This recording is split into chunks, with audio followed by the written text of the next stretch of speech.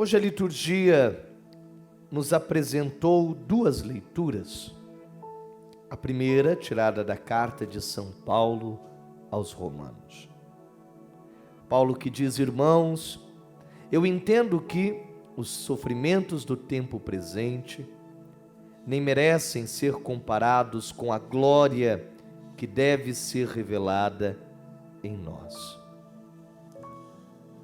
Paulo, como alguém que conheceu a Deus tardiamente, sabia que nem sempre na vida nós fazemos as melhores escolhas. Nós somos escravos das escolhas. Porque quando a gente nasce, a gente tem que optar se chora e vive, ou se fica em silêncio e morre, né? A gente tem que escolher na vida se a gente vai assumir o lado direito ou esquerdo da rua. A gente tem que escolher com quem a gente vai casar, ou se vai casar, ou se não vai casar, o que vai fazer, ou qual profissão vai assumir, ou se vai permanecer no emprego ou vai mudar. E todas essas escolhas nos levam a caminhos, a decisões, a coisas. Elas também nos levam a consequências. Então, tudo que a gente fizer de bom e de ruim tem consequência. O próprio Paulo sofreu a consequência de ser um perseguidor, porque ele se tornou cristão, mas muitos não acreditavam nele. Muitos julgavam ele.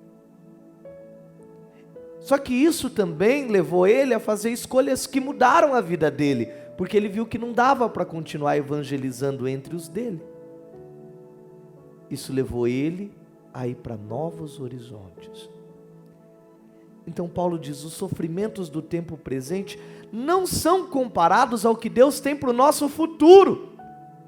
Talvez os julgamentos que hoje nós levamos, as situações difíceis que hoje nós passamos, talvez vão nos levar a assumir decisões, vontades e a ter coragens que a gente não tinha. Para quê? Para assumir novos desafios. A rejeição a Paulo, o julgamento a Paulo, o torna o homem dos gentios. É a coragem que vai dar ele de ir para a Grécia, para Roma, a Tessalônica, a Colossense, a Corinto, a todas as leituras que a gente vai ver. E aqui diz a palavra que os frutos que se dão em nós são obras do Espírito de Deus.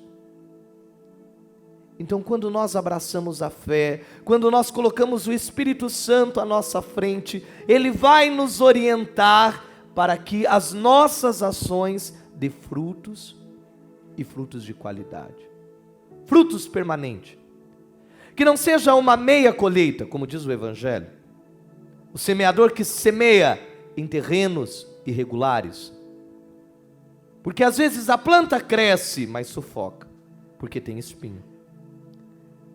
Como muitos que vêm para a igreja, ouve a palavra, mas talvez a prioridade do coração não é a palavra, e talvez não é o Espírito. E logo as coisas do mundo, a vaidade humana, sufoca, porque a pessoa, ela quer fazer coisas erradas, ela quer continuar fazendo atitudes errôneas, e ela acha que a palavra de Deus, ela está incomodando a liberdade dela.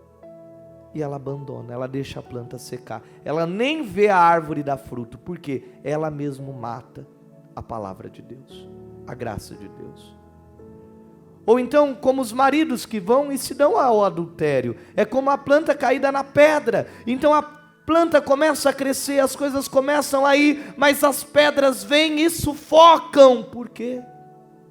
Porque ela tira a umidade da planta. Então o nosso pecado, muitas vezes, ele tira a graça de nós. Aí você vai dizer: porque Deus é ruim, padre? Não. É porque nós deixamos morrer.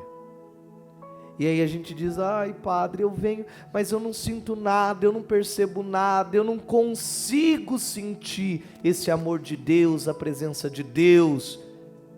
Talvez é o pecado. E a gente tem que se arrepender dos nossos pecados. Nós temos que nos abrir à graça. Nós precisamos permitir que o Espírito de Deus alcance o coração. Nós precisamos que a pedra das mágoas sejam quebradas, que os sentimentos contrários de raiva, de ódio, saiam do nosso coração.